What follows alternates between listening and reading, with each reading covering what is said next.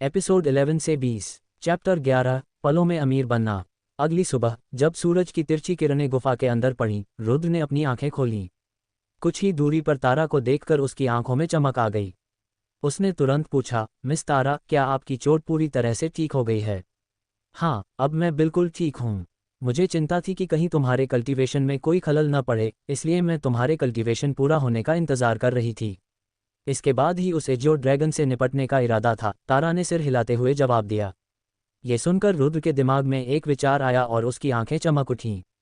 तारा को ठीक करने के लिए रैंक 3 मेडिसिनल पिल बनाने का उसका मुख्य कारण इस मुसीबत से बाहर निकलना था, लेकिन अब उसे एहसास हुआ कि शायद इस बार उसे बहुत बड़ा फायदा होने वाला है। अगर वह खुद उस रैंक 4 बीस्ट एजियो ड्रैगन को मार सके तो उसे कितने किलिंग पॉइंट्स मिलेंगे।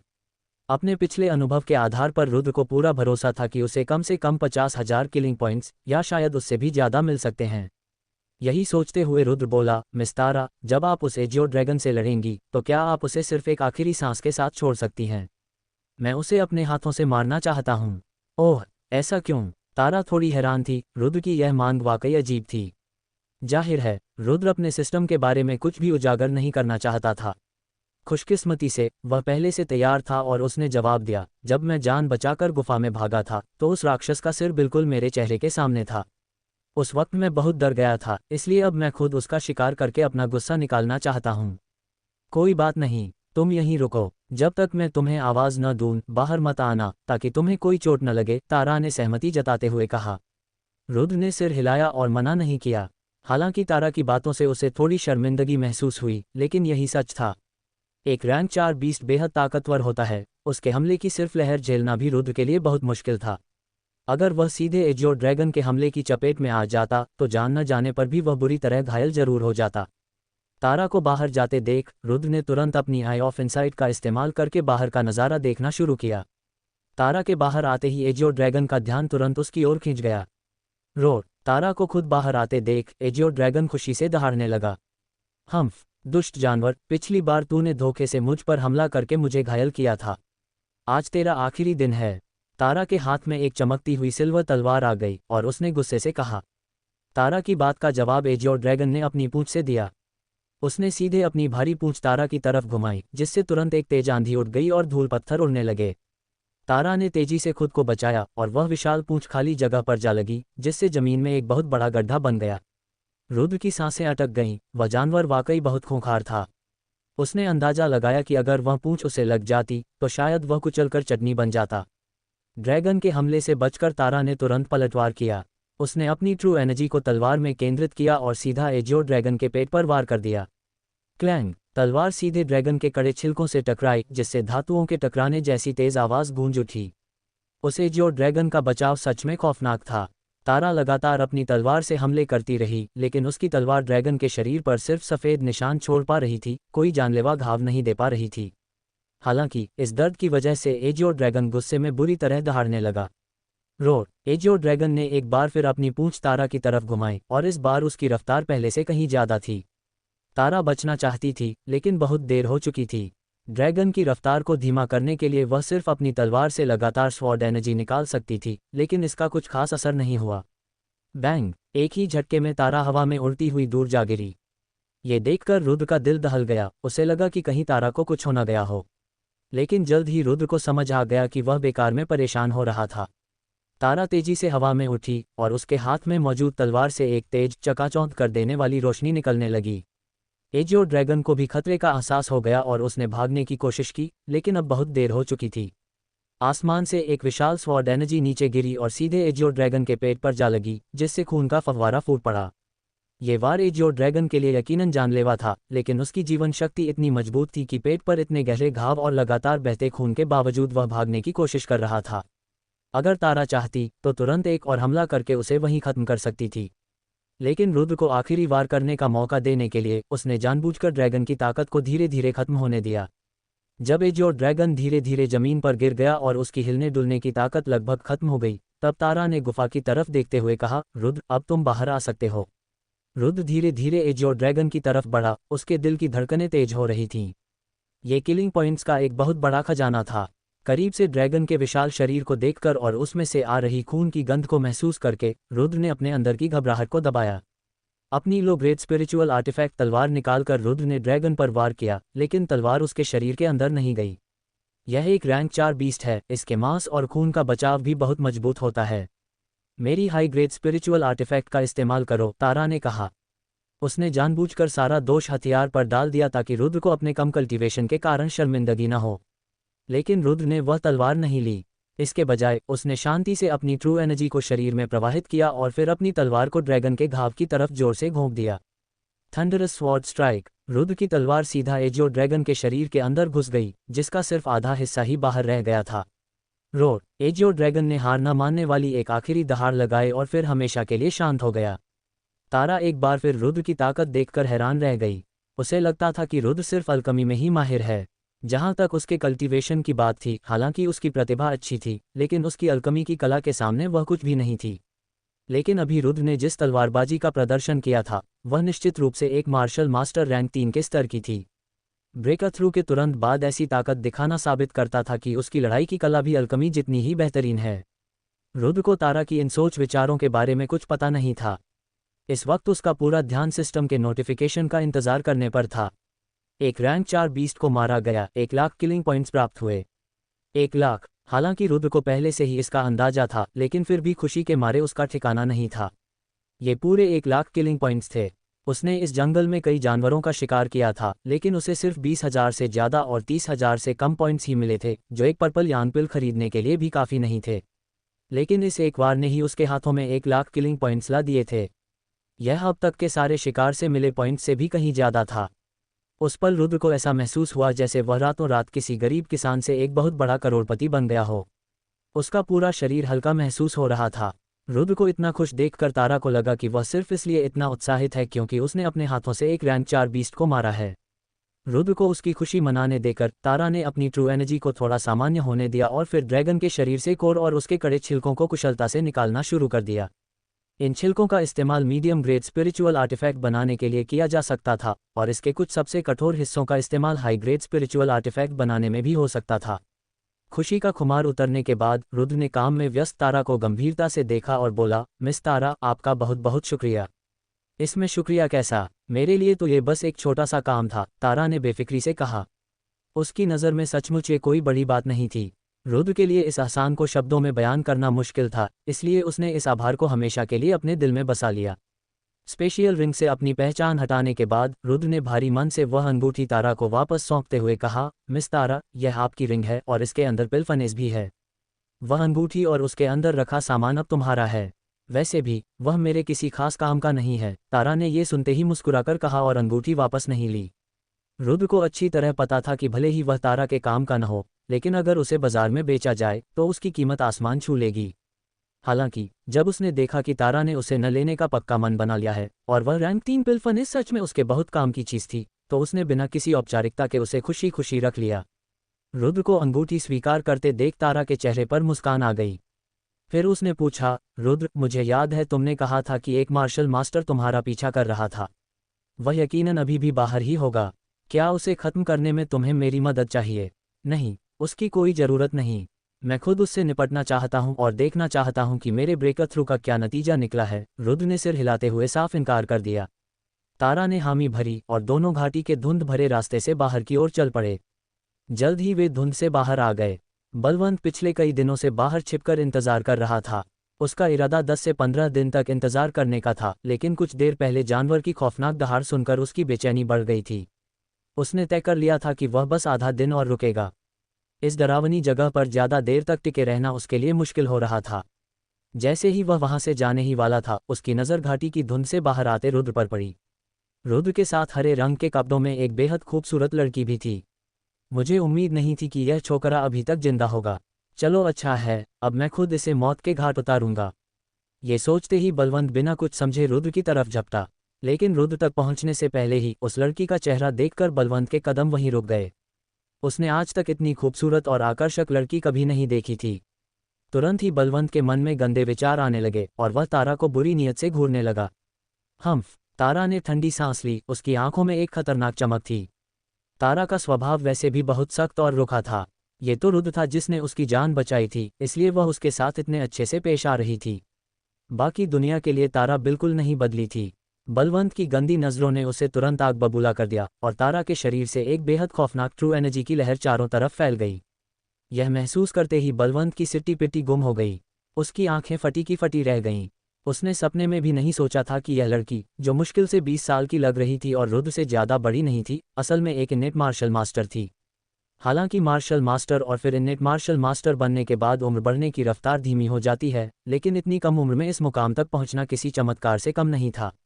बलवंत भागना चाहता था, लेकिन वह अच्छी तरह जानता था कि इस लड़की की नज़रों के सामने से बचकर निकलना नामुमकिन है। अगर उसने भागने की गलती की तो वह लड़की भड़क जाएगी और शायद अपनी एक उंगली के इशारे से ही उसे खत्म कर देगी। भागने का ख्याल दिल से निकालकर बलवंत ने हाथ जोड़ते हुए गिड़गिड़ाकर कहा, सीनियर, मेरा नाम बलवंत है। मुझसे बहुत बड़ी भूल हो गई है। कृपया बड़प्पन दिखाएं और मुझे इस बार माफ़ कर दें। इस वक्त बलवंत ये दांव खेल रहा था कि सामने वाली लड़की अपनी ताकत के नशे में चूर होगी। जो इंसान इतनी कम उम्र में इनेट मार्शल मास्टर बन जाए, उसमें थोड़ा गुरूर होना लाजमी था। इस तरह शायद उसे यहाँ से बच निकलने का मौका मिल जाए। जहाँ तक रुद्र का सवाल था, उसे तो वह कभी भी मार सकता था, इसलिए कोई जल्दबाजी नहीं थी। तूने मेरी जान बचाने वाले को मारने की कोशिश की है, मैं तुझे कैसे जिंदा छोड़ दूँ? तारा ने बेहद ठंडी आवाज़ में कहा। ये सुनते ही बलवंत के पैरों तले जमीन खिसक गई। जान बचाने वाले शब्द ने उसकी सारी उम्मीदों पर पानी फेर दिया। और जब इंसान निराश होता है तो वह पागलपन पर उतर आता है। फिर भी एक आखिरी उम्मीद के साथ बलवंत बोला, सीनियर, अगर आपको अपनी ताकत का रौब दिखाकर एक कमज़ोर को दबाना ही है तो मैं अपनी हार मानता हूँ, लेकिन मैं बिना लड़े अपनी जान नहीं दूंगा। बलवंत, अपनी ये चालाकियां बंद कर। जब तू अपने मार्शल मास्टर कल्टीवेशन के घमंड में मेरा शिकार करने निकला था, तब तुझे किसी कमज़ोर को दबाने वाली बात याद नहीं है। रुद्र ने ताना मारते हुए कहा। बलवंत ने फुफकारते हुए जवाब दिया, रुद्र, ज़्यादा मत उछल। अगर तेरी किस्मत अच्छी न होती और तुझे ये सीनियर ना मिल गई होती तो आज तेरा आखिरी दिन होता। ओह, अगर ऐसी बात है तो आजमा कर देख ले। अगर तूने मुझे हरा दिया तो मैं तुझे आज जिंदा जाने दूंगा और मिस तारा बीच में बिल्कुल नहीं आएंगी, रुद्र ने बहुत ही शांत स्वर में कहा। ये सुनकर बलवंत की आंखों में चमक आ गई। उसने तुरंत तारा की तरफ देखा। क्या सच में? तारा ने हल्के से सिर हिलाकर हामी भर दी। उसकी आंखों में थोड़ा मजाकिया भाव था। वह पहले ही रुद्र की ताकत देख चुकी थी, इसलिए उसे रुद्र की जान को लेकर कोई डर नहीं था। ये देखकर बलवंत अंदर ही अंदर खुशी से झूम उठा। उसे यकीन था कि तारा अपनी बात से पीछे नहीं हटेगी, और उसे अपनी ताकत पर पूरा भरोसा था कि एक मार्शल मास्टर रैंक 2 के शिखर पर होने के नाते वह रुद्र को आसानी से कुचल देगा। शायद इसी बहाने वह रुद्र को हमेशा के लिए रास्ते से हटा दे और अपनी जान भी बचा ले। इस बार बलवंत ने अपना हथियार बाहर निकाल लिया, जो कि एक लो ग्रेड स्पिरिचुअल आर्टिफैक्ट लंबी तलवार थी। ये साफ था कि अब बलवंत आर पार की लड़ाई के मूड में था। रुद्र को ये देखकर कोई हैरानी नहीं हुई। जब कोई मार्शल आर्टिस्ट मार्शल मास्टर के स्तर पर पहुंच जाता है तो उसकी ताकत बढ़ने की रफ्तार बहुत धीमी हो जाती है। ताकत बढ़ाने के लिए उन्हें मार्शल स्किल्स पर ध्यान देना पड़ता है। आमतौर पर एक मार्शल मास्टर को 2 से 3 high grade yellow martial skills आती ही हैं। इसलिए बलवंत का तलवारबाजी में माहिर होना बहुत आम बात थी। ले, अब ये झेल। बलवंत ने इस पल अपना सब कुछ दांव पर लगा दिया था। अगर उसे मरना ही पड़ा तो वह पहले रुद्र की जान लेकर ही मरेगा, इसलिए उसने पहला वार किया। Infinite zag. हरी चमक बिखेरती हुई वह लंबी तलवार सीधे रुद्र की तरफ तेजी से बढ़ी। तलवार अभी पहुंची भी नहीं थी, लेकिन उसके वार की ताकत खौफनाक थी। बलवंत के इस जानलेवा हमले के सामने रुद्र बिल्कुल निडर खड़ा रहा। उसने तेजी से अपनी प्योयांग स्किल का इस्तेमाल किया और उसके हाथों में मौजूद तलवार भयंकर तूफानी और बिजली जैसी स्वॉर्ड एनर्जी के साथ आगे बढ़ी। Wind and thunder annihilation. Boom, crack. Rudra की खौफनाक स्वॉर्ड एनर्जी ने बलवंत की तलवार की ताकत को चकनाचूर कर दिया और अपनी पूरी रफ्तार के साथ सीधे बलवंत के सिर की तरफ बढ़ गई। क्या? रुद्र की इस विनाशकारी स्वॉर्ड एनर्जी को महसूस करके बलवंत का चेहरा पीले पड़ गया। अभी कुछ ही दिन तो हुए थे। जिस लड़के को उसने मरने की हालत में भागने पर मजबूर कर दिया था, वह अचानक इतना खौफनाक कैसे हो गया? बिना एक पल गंवाए बलवंत ने अपनी भागने की तकनीक का इस्तेमाल किया, लेकिन अब बहुत देर हो चुकी थी। Wind and thunder sword play में हवा जैसी रफ्तार और बिजली जैसी ताकत थी। ये फुटवर्क आम हाई ग्रेड येलो फुटवर्क से कहीं ज़्यादा खतरनाक था। स्वॉर्ड एनर्जी हवा को चीरते हुए आगे बढ़ी और उसका आधा हिस्सा सीधे बलवंत के शरीर से जा टकराया। पफ! बलवंत के मुंह से खून का फव्वारा फूट पड़ा। उसका शरीर हवा में उछलकर दूर जा गिरा और जमीन पर भारी धक्के के साथ धूल चाटने लगा। रुद्र तेजी से आगे बढ़ा और उसने एक और जोरदार वार किया। बलवंत की आंखें फटी की फटी रह गईं, जिनमें हार न मानने की बेबसी और हैरानी साफ झलक रही थी, और इसी के साथ उसके प्राण पखेरु उड़ गए। एक मार्शल मास्टर को मारा गया, 5000 किलिंग पॉइंट्स प्राप्त हुए। सिस्टम की आवाज़ रुद्र के दिमाग में गूंजी। हालांकि इस पल रुद्र बिल्कुल शांत था। जिसके पास 1 लाख से ज़्यादा पॉइंट्स हों उसके लिए 5000 कोई बड़ी बात नहीं थी। उसकी सोच अब काफ़ी बदल चुकी थी। बलवंत का काम तमाम करने के बाद रुद्र ने अपनी ताकत का सही अंदाजा लगा लिया था। एक मार्शल मास्टर रैंक 1 के शिखर पर होने के बावजूद उसकी ताकत एक रैंक 3 के मार्शल मास्टर के बराबर थी। वह अपनी इस ताकत से काफ़ी संतुष्ट था, क्योंकि इसका मतलब था कि अब वह ज़्यादा खतरनाक जानवरों का शिकार कर सकता था। रुद्र, अब तुम्हारे आगे के क्या इरादे हैं? बलवंत को धूल चटाते देख तारा से रहा नहीं गया और उसने पूछ ही लिया। रुद्र ने जवाब दिया, मैं कुछ दिन और इसी जंगल में शिकार करना चाहता हूं और फिर अगले 2 महीनों के अंदर प्रोफाउंड हेवन सेक्ट जाकर उनके दाखिले की परीक्षा में हिस्सा लूंगा ताकि वहां का डिसाइपल बन सकूं। तुम प्रोफाउंड हेवन सेक्ट जाना चाहते हो? तारा की आंखों में एक अजीब सी चमक आ गई। रुद्र ने सिर हिलाया। अनन्या मल्होत्रा की नफरत भरी निगाहें आज भी उसके दिमाग में ताज़ा थीं। उसने पूरे आत्मविश्वास के साथ कहा, हाँ, और मैं हर हाल में उसमें शामिल होकर रहूंगा। तुम्हारे जैसी बेमिसाल प्रतिभा के साथ सीधे इन सेक्ट में जाना तुम्हारे लिए कोई बड़ी बात नहीं होगी। और तुम्हारी रैंक 3 अल्केमिस्ट की पहचान के दम पर तुम आसानी से उनके आउटर सेक्ट एल्डर भी बन सकते हो, तारा ने मुस्कुराते हुए कहा। उसे महसूस हो गया था कि रुद्र और प्रोफाउंड हेवन सेक्ट के बीच जरूर कोई पुराना किस्सा है, लेकिन उसने कुरेने की कोशिश नहीं की, क्योंकि उसे पूरा यकीन था कि वे दोनों जल्द ही दोबारा मिलने वाले हैं। उस वक्त वह रुद्र को एक बड़ा सरप्राइज देगी और शायद तब उसे इस राज के पीछे की असली कहानी भी पता चल जाए। आखिरकार रुद्र और तारा एक दूसरे से विदा हुए। तारा को अपने कुछ जरूरी काम निपटाने थे, इसलिए वह हमेशा के लिए रुद्र के साथ नहीं रह सकती थी। और रुद्र को अभी भी अपने किलिंग पॉइंट्स बढ़ाने के लिए और ज़्यादा शिकार करना था। इस बार के बाद उसे डीमन बीस्ट फॉरेस्ट छोड़कर प्रोफाउंड हेवन सेक्ट जाना होगा। वहां जाने के बाद वह अपनी मर्जी से जब चाहे जानवरों का शिकार नहीं कर पाएगा। अगर उसने इस मौके का फ़ायदा उठाकर ज़्यादा पॉइंट्स नहीं जुटाए तो बाद में ज़रूरत पड़ने पर पॉइंट्स हासिल करना बहुत मुश्किल हो जाएगा। तारा को विदा करने के बाद रुद्र तुरंत शिकार करने नहीं निकला। इसके बजाय वह वापस गुफा में लौट गया ताकि पहले एक उच्च स्तर की कल्टीवेशन तकनीक सीख सके।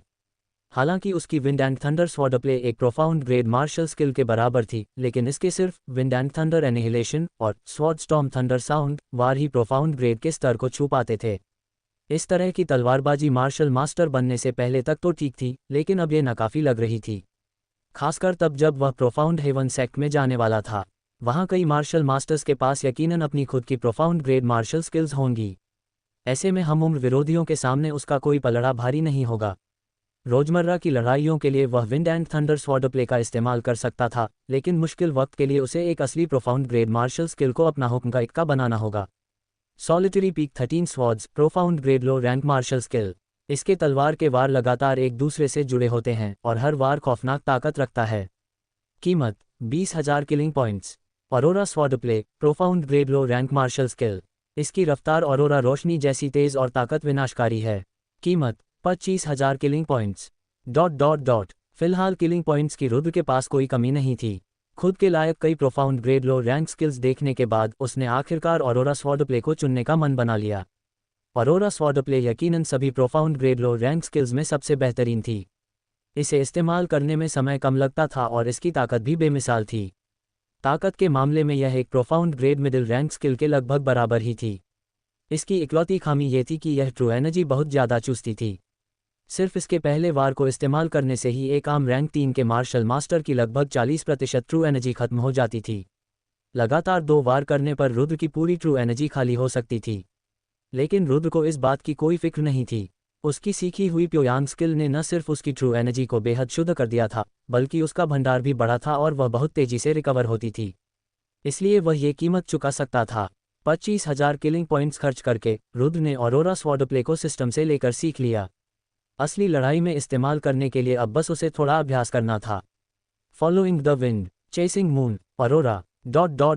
गुफा के अंदर एक फुर्तीला साया तेज हवा की तरह इधर से उधर डोल रहा था, इतनी तेजी से कि सिर्फ एक धुंधली परछाई ही दिखाई दे रही थी। इसके साथ ही हवा में चमकती हुई स्वॉर्ड एनर्जी गूंज रही थी। ऑरोरा स्वॉर्ड प्ले में सिर्फ 3 ही वार थे, following the wind, chasing moon और ऑरोरा। हर अगला वार पिछले वाले से ज़्यादा खतरनाक था और जाहिर है वह उतनी ही ज़्यादा ट्रू एनर्जी भी चूसता था। खासकर ऑरोरा वार, जो उसके मौजूदा मार्शल मास्टर रैंक एक पीक कल्टीवेशन के साथ इस्तेमाल करते ही उसकी सारी ट्रू एनर्जी निचोड़ लेगा। रुद्र ने अंदाजा लगाया कि इस आखिरी वार का बेझिझक इस्तेमाल करने के लिए उसे कम से कम मार्शल मास्टर रैंक 6 तक पहुंचना होगा। बाकी लोगों को तो रैंक 8 या रैंक 9 तक जाना पड़ता।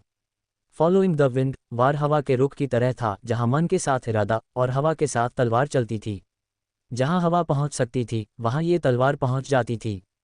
चेसिंग मून, वार का मतलब चांद और तारों का पीछा करना था, जो परछाई की कला को दर्शाता था। तलवार चलाने वाले के साथ चलती थी और इंसान और तलवार मिलकर एक परछाई बन जाते थे जो किसी भूत की तरह तेज थी।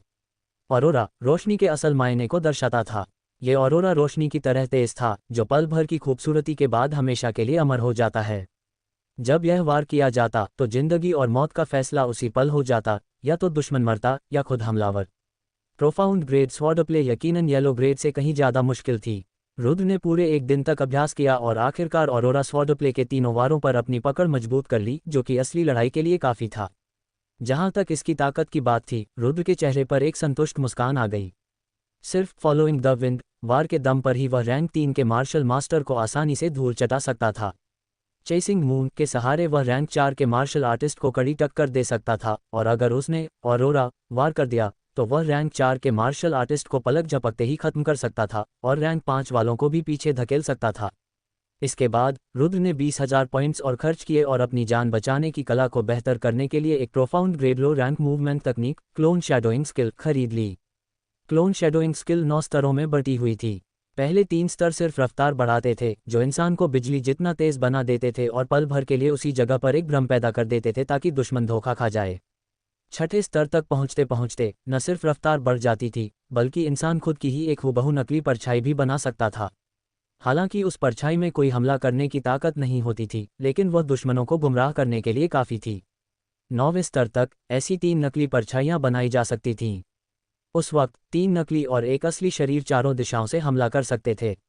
ये सच और भ्रम का ऐसा खेल था जो अच्छे अच्छे दुश्मनों के पसीने छुड़ा देता। और जाहिर है, जान बचाते वक्त चारों दिशाओं में अपनी नकली परछाइयां दौड़ाने से जिंदा बचने की संभावना कई गुना बढ़ जाती थी। क्लोन शैडोइंग स्किल का अभ्यास पूरा करने के बाद रुद्र गुफा से बाहर निकला। उसने तय किया कि वह अगले 1 महीने तक सिर्फ और सिर्फ शिकार करेगा। उसे चाहे जितने भी शिकार मिले, उसके बाद उसे यह जगह छोड़नी ही पड़ेगी। ... समय पंख लगाकर उड़ने लगा और देखते ही देखते पूरा 1 महीना बीत गया। इस 1 महीने में रुद्र ने हर दिन खून खराबे वाली लड़ाइयाँ लड़ीं। लड़ाई के बीच उसने अपनी तलवारबाजी को निखारा और शिकार करते करते उसने ढेर सारे किलिंग पॉइंट्स जमा किए। अनगिनत लड़ाइयों ने रुद्र की ताकत को कहीं ज़्यादा खतरनाक बना दिया था। उसने आधा महीना पहले ही मार्शल मास्टर रैंक 2 में ब्रेक थ्रू कर लिया था और अब वह रैंक 2 के शिखर पर पहुंच चुका था। अब अगर कोई तीसरी रैंक का इंटरमीडिएट बीस्ट भी आ जाए जो रैंक 6 के मार्शल मास्टर के बराबर होता है, तो भी रुद्र उसे जैसे तैसे हरा सकता था। और इस सफ़र में उसके किलिंग पॉइंट्स का खजाना भी तेजी से बढ़ता गया। सिर्फ 1 महीने के अंदर रुद्र ने लगभग 10 लाख किलिंग पॉइंट्स कमा लिए थे। और ये तब था जब उसने छोटी मोटी रैंक 1 और रैंक 2 के जानवरों को मारना लगभग बंद ही कर दिया था। एक रैंक 3 बीस्ट के चारों तरफ 4 बिल्कुल एक जैसी शक्लें अचानक प्रकट हुईं, और इससे पहले कि वह जानवर कुछ समझ पाता, उसकी जान ले ली गई। रुद्र ने अपनी कामयाबी पर संतोष से सिर हिलाया। 1 महीने की कड़ी मेहनत के बाद उसने न सिर्फ ऑरोरा स्वॉर्डप्ले और क्लोन शैडोइंग स्किल पर पूरी महारत हासिल कर ली थी, बल्कि दोनों का एक साथ तालमेल भी गजब का हो गया था। शुरुआत में अभ्यास की कमी और अपनी ताकत पर पूरा काबू न होने की वजह से उसके बनाए हुए क्लोन में कुछ न कुछ कमी रह जाती थी। लेकिन अब ये समझदार रैंक 3 बीस्ट भी असली और नकली के बीच का फर्क नहीं पहचान पाया था। ये रुद्र की दिन रात की मेहनत का ही नतीजा था। क्लोन शैडोइंग स्किल रफ्तार और बिल्कुल असली दिखने वाले क्लोन बनाने पर जोर देती थी। ऑरोरा स्वॉर्डप्ले की विनाशकारी ताकत के साथ मिलकर अब रुद्र रैंक 3 इंटरमीडिएट और उससे नीचे के जानवरों को बहुत आसानी से निपटा सकता था। अब यहाँ से चलने का वक्त आ गया है, रुद्र ने खुद से बुदबुदाते हुए कहा। प्रोफाउंड हेवन सेक्ट में डिसाइपल बनने की परीक्षा में अब 1 महीने से भी कम समय बचा था, और मेपल लीफ सिटी वहाँ से कोई ज़्यादा पास नहीं था, इसलिए सफ़र में काफ़ी समय लगने वाला था। सिंह परिवार के ग्रैंड एल्डर को कोई चिंता न हो, इसलिए रुद्र ने एक चिट्ठी लिखकर किसी के हाथ परिवार वालों तक भिजवा दी और खुद प्रोफाउंड हेवन सेक्ट की ओर निकल पड़ा। 2 दिन के सफ़र में रुद्र ने 3 शहर पार कर लिए थे। मेपल लीफ सिटी की तरह ये भी छोटे मोटे शहर ही थे। रुद्र को जल्दी थी, इसलिए वह शहरों के अंदर जाने के बजाय अपना समय बचाने के लिए बाहर से ही रास्ता नापते हुए आगे बढ़ गया। रात के समय रुद्र ने सड़क से थोड़ी दूरी पर एक अलाव जलाया। कई दिनों के लंबे सफ़र के बाद उसने आज रात आराम करने और कल सुबह जल्दी निकलने का फैसला किया। तभी अचानक रुद्र की आंखें खुल गईं क्योंकि उसे कुछ हलचल सुनाई दी। कोई उसकी तरफ ही आ रहा था और वे एक से ज्यादा लोग थे। उनकी आवाज़ धीरे धीरे करीब आ रही थी। रुको! जल्द ही लोगों का एक समूह रुद्र के सामने आ खड़ा हुआ और वे सभी उसे शक की निगाह से देखने लगे। रुद्र ने पहले ही 5000 किलिंग पॉइंट्स खर्च करके एनर्जी कंसीलमेंट टेक्निक खरीद ली थी, जिससे उसने अपना कल्टीवेशन छुपाकर सिर्फ वॉरियर पीक के स्तर का कर लिया था। उसकी उम्र के हिसाब से इतना कल्टीवेशन भले ही अच्छा माना जाता, लेकिन यह इतना भी ज़्यादा नहीं था कि कोई बेवजह उस पर शक करे या उसे कोई बड़ा खतरा समझे। खासकर अब जब वह पास के एक बड़े शहर के करीब था, जहां उसके जितने कई नौजवान वॉरियर पीक या फिर मार्शल मास्टर के स्तर तक पहुंच चुके होते थे। एक नौजवान, जो उम्र में रुद्र से भी छोटा लग रहा था, बग्घी से बाहर निकला और अपने पास खड़े बूढ़े आदमी से पूछा, भानु अंकल, हम अचानक क्यों रुक गए? तभी उस नौजवान की नज़र रुद्र पर पड़ी। उसकी आंखें चमक उठीं और वह खुद को रोक नहीं पाया। भाई, क्या तुम इस सुनसान जगह पर बिल्कुल अकेले हो? रुद्र ने बस हल्का सा सिर हिलाया, जबकि उसकी तेज आंखें इस पूरे समूह का जायजा ले रही थीं। इस समूह में 10 से ज्यादा लोग थे, जिनमें से 3 मार्शल मास्टर थे। सबसे ताकतवर बग्घी के पास खड़ा कवच पहने हुए एक अधेड़ उम्र का आदमी लग रहा था, जिसका कल्टीवेशन रैंक 5 मार्शल मास्टर का था। उसके बाद वह बूढ़ा आदमी था जिसे नौजवान भानु अंकल कह रहा था, उसका कल्टीवेशन रैंक 4 मार्शल मास्टर के शिखर पर था। बाकी बचे दोनों लोग रैंक 3 मार्शल मास्टर थे। हालांकि ये सारे गार्ड काफ़ी ताकतवर थे, लेकिन असल में इस पूरे समूह का मालिक बग्घी में बैठा वह वॉरियर पीक कल्टीवेशन वाला नौजवान ही था। ये नौजवान यकीनन सिंह परिवार से भी किसी बड़े और ताकतवर परिवार का यंग मास्टर होगा। जहां तक बाकी लोगों की बात थी, वे सब गार्ड और नौकर थे जिनका काम इस नौजवान की सुरक्षा करना था। अपने ही उम्र के रुद्र को देखकर वह नौजवान काफ़ी खुश लग रहा था और तुरंत बग्घी से उतरकर रुद्र के पास आना चाहता था। लेकिन बूढ़े आदमी ने तुरंत नौजवान को रोका और कहा, यंग मास्टर, सावधान रहिए। जब आप बाहर सफ़र कर रहे हों तो सतर्क रहना ही समझदारी है। हम अभी अपने परिवार से ज़्यादा दूर नहीं हैं और हो सकता है कि हमारे दुश्मन हम पर हमला करने की फिराक में हों। क्या मैं बस यहाँ खड़ा भी नहीं रह सकता? नौजवान की आवाज़ में खींच साफ झलक रही थी। बूढ़े आदमी ने भी भांप लिया था कि रुद्र का कल्टीवेशन सिर्फ वॉरियर पीक तक ही है, जिससे उनके समूह को कोई खतरा नहीं हो सकता था, इसलिए उसने आखिरकार हार मानकर सिर हिला दिया। नौजवान के चेहरे पर खुशी लौट आई। उसने रुद्र की तरफ देखा और उत्सुकता से पूछा, तुम देखने में मुझसे बड़े लग रहे हो, इसलिए मैं तुम्हें सीनियर बुलाऊंगा। मेरा नाम लक्ष्य वीर है। सीनियर, तुम्हारा नाम क्या है? रुद्र का जवाब बहुत ही संक्षिप्त था।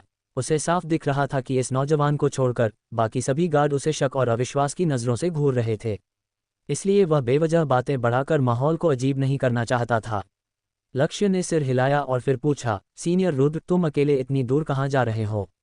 प्रोफाउंड हेवन सेक्ट की प्रवेश परीक्षा देने, रुद्र ने शांत लहजे में जवाब दिया।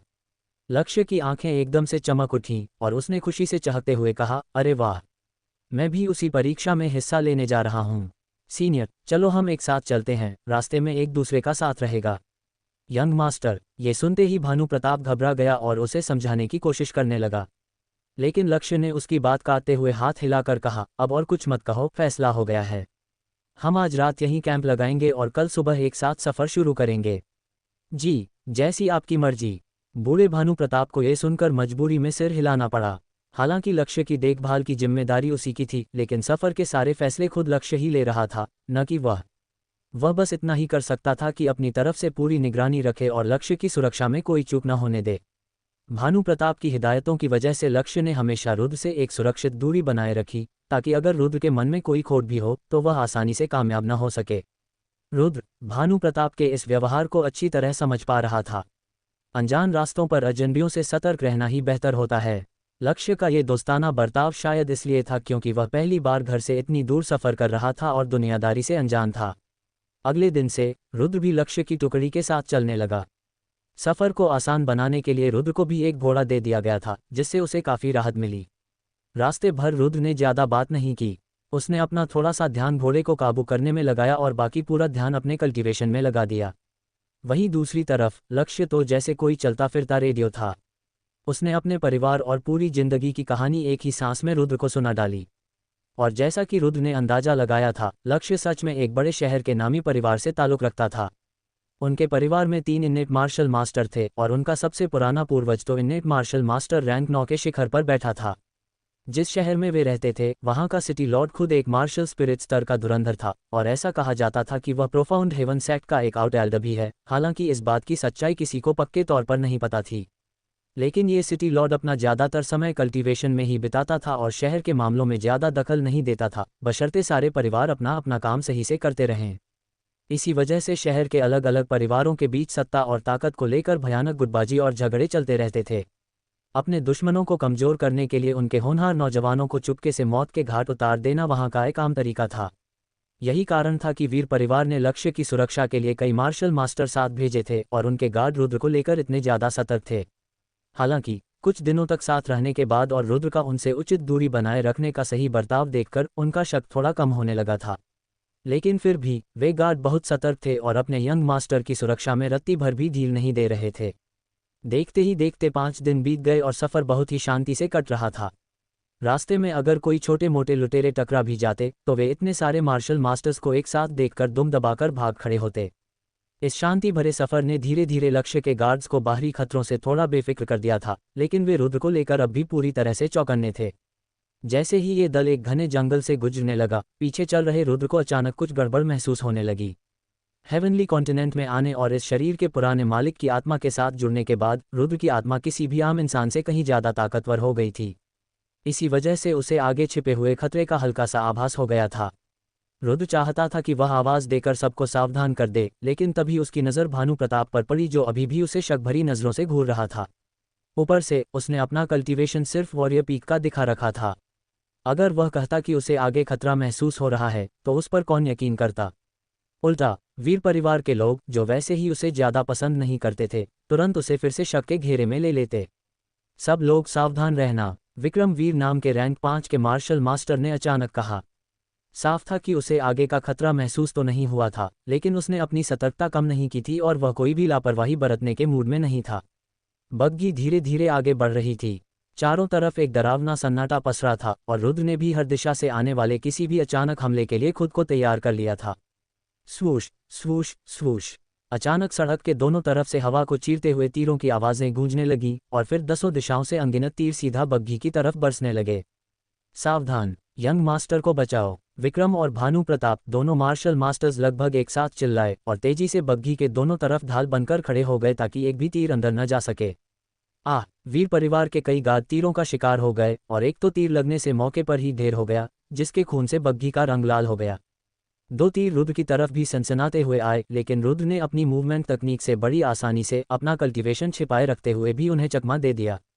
इस वक्त हर तरफ अफरा तफरी मची हुई थी, इसलिए किसी का ध्यान रुद्र की इस फुर्ती पर नहीं गया। वीर परिवार के लोग अभी तीरों से बच ही रहे थे कि तभी 10 से ज़्यादा नकाबपोश लड़ाके हर तरफ से जंगल से बाहर निकल आए। हालांकि थोड़ी घबराहट तो थी, लेकिन विक्रम के आदेशों पर वीर परिवार के गार्ड्स ने तुरंत खुद को संभाला और बग्घी के चारों तरफ एक मजबूत घेरा बना लिया।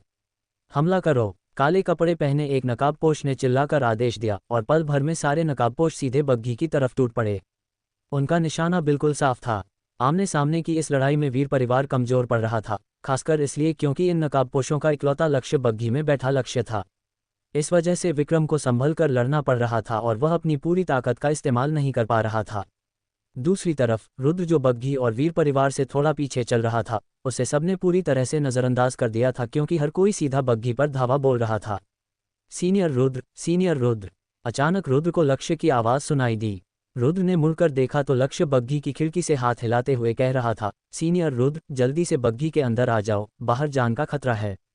ये सुनकर रुद्र मन ही मन हंस पड़ा, क्योंकि वह अच्छी तरह जानता था कि इस वक्त सबसे ज़्यादा खतरा उसी बग्घी के अंदर था। लेकिन लक्ष्य का ये भोलापन और फिक्र रुद्र को भाग गई और उसने सोच लिया कि अगर मुमकिन हुआ तो वह लक्ष्य की जान जरूर बचाएगा। रुद्र अभी कुछ बोलने ही वाला था कि तभी भानु प्रताप ने घबराते हुए कहा, यंग मास्टर, आपको उसे किसी भी कीमत पर बग्घी के अंदर नहीं आने देना चाहिए। मुझे पक्का यकीन है कि वह इन्हीं हमलावरों के साथ मिला हुआ है। ऐसा कैसे हो सकता है? सीनियर रुद्र कभी भी उनके साथ नहीं मिल सकते। लक्ष्य को ये सुनकर बहुत धक्का लगा। इतने दिनों तक साथ सफ़र करने के बाद भी वह यह मानने को तैयार नहीं था कि रुद्र उन नकाबपोशों का साथी है जो उसकी जान लेना चाहते हैं। भानु प्रताप ने अपनी सफाई देते हुए कहा, शुरुआत से लेकर अब तक वह बिल्कुल शांत खड़ा है, यहाँ तक कि इन काले नकाबपोशों के आने के बाद भी उसके चेहरे पर कोई डर नहीं है, जैसे उसे पक्का यकीन हो कि उसे कोई खरोंच नहीं आएगी। अगर वह इनके साथ नहीं मिला होता तो क्या वह इतना बेफिक्र रह सकता था? रुद्र को खुद भी यह उम्मीद नहीं थी कि जिस शांति और चालाकी से उसने अब तक खुद को छिपाए रखा था, वही शांति आज उस पर भारी पड़ जाएगी। जब रुद्र ने देखा कि लक्ष्य को छोड़कर वीर परिवार का हर इंसान उसे शक और नफरत से घूर रहा है, तो वह मुस्कुराए बिना नहीं रह सका और बोला, लक्ष्य, मेरी फिक्र मत करो, मैं अपनी हिफाजत खुद कर लूंगा। ठीक है सीनियर रुद्र, अपना ख्याल रखना। ये सुनकर लक्ष्य को तुरंत यकीन हो गया कि रुद्र उन नकाबपोश हमलावरों के साथ नहीं है, और उसके डरे हुए चेहरे पर एक हल्की सी मुस्कान आ गई। जब वे दोनों बातें कर रहे थे तब तक लड़ाई का पासा पलट चुका था। विक्रम से भिड़ने वाला वह नकाबपोश एक मार्शल मास्टर रैंक 5 के शिखर पर था, यानी वह विक्रम से भी ज्यादा ताकतवर था। लेकिन उस नकाबपोश की नज़रें पूरी तरह से बग्घी के अंदर बैठे लक्ष्य पर गड़ी थीं, इसलिए विक्रम अपनी पूरी जान लगाकर उसे बग्घी तक पहुंचने से रोक पा रहा था। उस नकाबपोश को भी समझ आ गया कि विक्रम को रास्ते से हटाए बिना बग्घी तक पहुंचना नामुमकिन है, इसलिए उसने तुरंत अपना सारा ध्यान और ताकत विक्रम पर झोंक दी। पलक झपकते ही विक्रम के लिए उसके वार सहना मुश्किल हो गया, और फिर तलवार की एक खौफनाक स्वॉर्ड एनर्जी ने विक्रम को हवा में उछाल दिया। वह सीधा जाकर बग्घी के पिछले हिस्से से जोर से टकराया और उसके मुंह से लगातार खून बहने लगा। रेजिंग विंड स्लैश, तुम राणा परिवार से हो। विक्रम ने दर्द से कराहते हुए उठने की कोशिश की। उसका चेहरा गुस्से से तमतमा रहा था और उसकी आंखों में गहरी नफरत साफ दिखाई दे रही थी। राणा परिवार वो परिवार था जिससे वीर परिवार की पुश्तैनी और सबसे गहरी दुश्मनी थी। शहर के अंदर तो वे एक दूसरे से बचकर रहते थे, लेकिन शहर के बाहर मिलते ही वे खून के प्यासे हो जाते थे। विक्रम ने सपने में भी नहीं सोचा था कि राणा परिवार इतनी गहरी चाल चलेगा। उन्होंने शहर से इतनी दूर आने तक इंतजार किया ताकि वीर परिवार से कोई मदद न पहुंच सके, और तब जाकर उन्होंने ये धोखेबाज हमला किया। बिल्कुल सही पहचाना। जिस नकाबपोश ने विक्रम को अधमरा किया था, उसने अपने चेहरे से नकाब हटा दिया। उसके पीछे एक 30 साल के हैंडसम चेहरे वाला आदमी सामने आया। उसके चेहरे को देखकर विक्रम ने लाचारी से कहा, मुझे उम्मीद नहीं थी कि राणा परिवार तुम्हें, सम्रजीत राणा को यहाँ भेजेगा। तुम्हारे हाथों हारना कोई शर्म की बात नहीं है। सम्रजीत राणा राणा परिवार की नई पीढ़ी के चोटी के 3 सबसे बेहतरीन मार्शल आर्टिस्ट में से एक था। वह हत्या के डर से शायद ही कभी शहर से बाहर कदम रखता था। विक्रम ने कभी सोचा भी नहीं था कि सम्रजीत शहर से बाहर निकलकर उनके यंग मास्टर की जान लेने यहाँ तक आ जाएगा। और कोई चारा भी तो नहीं था। हमारे दोनों परिवारों के बीच की दुश्मनी इतनी पुरानी है कि हम एक दूसरे की रग रग से वाकिफ हैं। अगर हम किसी ज्यादा ताकतवर लड़ाके को भेजते तो तुम्हारे वीर परिवार को तुरंत भनक लग जाती, और फिर इस काम को अंजाम देना बहुत मुश्किल हो जाता। सम्रजीत ने बेहद आराम से और बेफिक्री भरे लहजे में कहा। अब जब उसकी जीत तय हो चुकी थी तो उसे बस वॉरियर कल्टीवेशन वाले उस छोटे से लक्ष्य को रास्ते से हटाना था, और उसका काम पूरा हो जाता। और उसे बुरी तरह घायल विक्रम से किसी भी धोखे का कोई डर नहीं था। विक्रम अंकल, क्या आप ठीक हैं? विक्रम की यह हालत देखकर लक्ष्य का चेहरा चिंता से पीला पड़ गया। लक्ष्य की उन फिक्र भरी आंखों को देखकर विक्रम का सीना गर्व से चौड़ा हो गया। एक ऐसे यंग मास्टर के लिए अपनी जान दांव पर लगाना जो उसे कभी अपना नौकर न समझे, ये हर कीमत पर सही था। अपनी लंबी तलवार को सामने टिकाते हुए विक्रम ने भानु प्रताप से चिल्लाकर कहा, यंग मास्टर को लो और यहाँ से भागो, जितनी दूर जा सको चले जाओ। मैं इन्हें यहीं रोक कर रखूंगा। भानु प्रताप ने भारी मन से सिर हिलाया, और लक्ष्य के चीखने चिल्लाने के बावजूद वह उसे खींचकर वहां से भागने लगा। भागने की कोशिश इतना आसान नहीं है। आज तुम में से कोई भी जिंदा नहीं बचेगा। ये कहते ही सम्रजीत भानु प्रताप के पीछे लपका। विक्रम ने तेजी से सम्रजीत का रास्ता रोकने की कोशिश की, लेकिन सम्रजीत ने उसे एक जोरदार लात मारकर हवा में उड़ा दिया। उसकी लंबी तलवार दूर जा गिरी और वह खुद धूल फांकने लगा। इससे सम्रजीत को भानु प्रताप और लक्ष्य तक पहुंचने का मौका मिल गया, और उसने अपनी तलवार से एक पूरी ताकत वाला वार कर दिया। उस खौफनाक स्वॉर्ड एनर्जी के सामने उन दोनों का एक ही झटके में कटना तय था। भानु प्रताप और लक्ष्य दोनों के चेहरों पर मौत का खौफ और खौफनाक निराशा छा गई। लात खाकर गिरे विक्रम ने जब सम्रजीत की लंबी तलवार को लक्ष्य के करीब पहुंचते देखा तो उसने दर्द और लाचारी में अपनी आंखें मूंद लीं। उसने अपनी आखिरी सांस तक कोशिश की थी, लेकिन सब बेकार गया। वह अब उन सब की मौत का खौफनाक मंजर अपनी आंखों में देख सकता था। क्लैंग! अचानक एक तेज और साफ धातु के टकराने की आवाज गूंजी।